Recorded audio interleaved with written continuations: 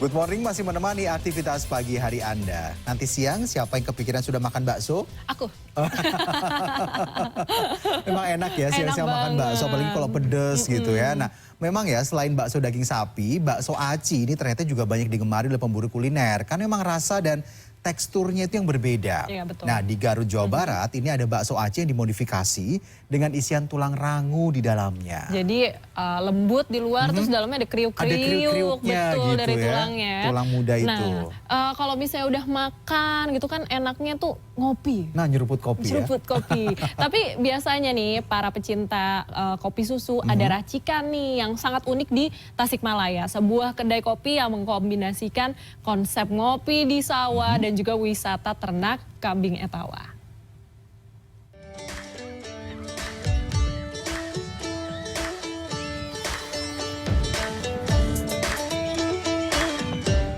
Bakso.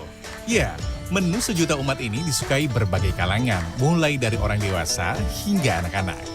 Mulai dari bentuk, rasa, isi, bakso terus berinovasi untuk memanjakan lidah penikmatnya. Salah satu olahan bakso khas Garut yang disukai adalah bakso jewol. Proses pembuatannya ternyata cukup sederhana. Tepung terigu dicampur dengan tepung sagu atau aci bersama bumbu garam, lada, bawang goreng, dan daun bawang. Dan ini nih yang membuat berbeda, ada tulang rangu. Campur semua adonan hingga rata, lalu tuang air panas sedikit demi sedikit. Kemudian adonan bakso dibentuk dan direbus di air panas. Untuk penyajiannya, bakso jewol di Jalan Karaca, Kota Garut ini dihidangkan bersama bakso daging sapi, bakso aci, tahu bakso, pangsit, dan daging tetela. Saya ini baru pertama kali makan bakso jewol ya. Soalnya dari Tasik jauh kalau mau ke sini. Rasanya emang beda dari bakso yang biasa pernah saya makan gitu. Ada rasa apa ya? Beda aja gitu dimakannya. Dalam sehari, warung bakso ini memproduksi hingga 10 kg bakso aci dan bakso jewol. Dan jika Anda tertarik mencicipinya, seporsi bakso aci ini dijual mulai dari Rp20.000.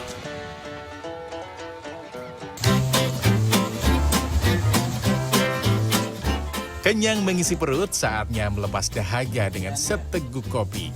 Kali ini sebuah kedai kopi di Desa Cisayong, Tasikmalaya memiliki menu unik racikan kopi, yaitu kopi tawa, kepanjangan dari kopi susu etawa.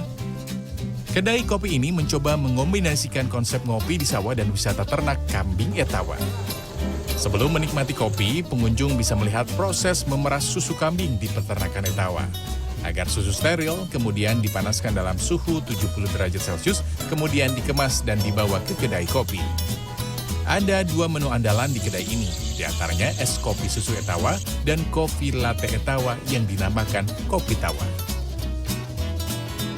Diolahnya kami biasanya cuma diolah begitu aja untuk diminum, dipasteurisasi. Jadi nanti baru di konsumen pada datang.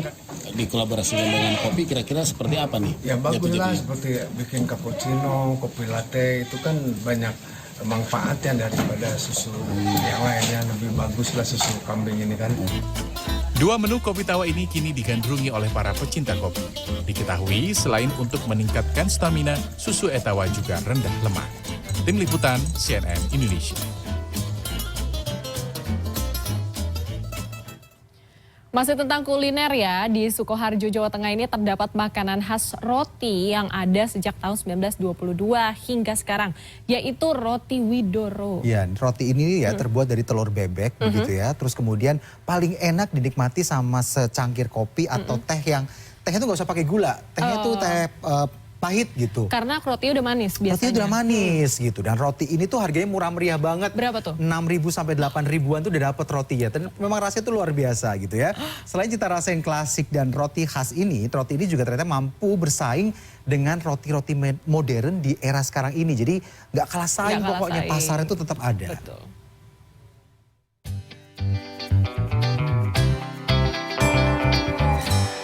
Kalau Anda penggemar roti, jangan sampai terlewati roti legendaris yang satu ini. Roti Widoro. Eksis sejak 1922, roti yang berasal dari Sukoharjo ini masih terus berproduksi hingga kini. Pabrik roti yang kini dikelola oleh generasi ketiga ini berasal dari sang kakek yang bernama Wongso Dinomo, seorang juru masak keraton Kasunanan Surakarta. Resep roti ini pun didapatnya dari Belanda. Saat itu sebagai juru masak keraton, Wongso Dinomo diutus Raja Solo untuk membuat serta menjual roti di dalam keraton. Salah satu bahan unik yang digunakan untuk membuat roti ini adalah telur bebek. Telur bebek berfungsi sebagai pengembang alami pada roti. Hal unik lainnya adalah proses pembuatannya yang tak lama, hanya butuh waktu sekitar 10 menit dari mulai bahan mentah hingga keluar dari oven. Cita rasa ini juga yang dijaga selama 100 tahun sehingga tetap menjadi roti pilihan baik warga lokal maupun warga dari luar wilayah Sukoharjo. Lingkungan sini, itu untuk oleh-oleh yang sama mudik itu kan harus balik. Nah, yang balik ke perantauan itu pada mampir beli oleh-oleh. Sementara pada produksinya setiap hari, Sri Hartanto yang ditemani beberapa pegawainya ini mampu menghabiskan hingga 25 kg tepung terigu. Sepotong roti Widoro ini bisa Anda rasakan dengan merogoh kocek mulai dari Rp6.000 hingga Rp8.000. Budi Harjo Kusumo, Sukoharjo, Jawa Tengah.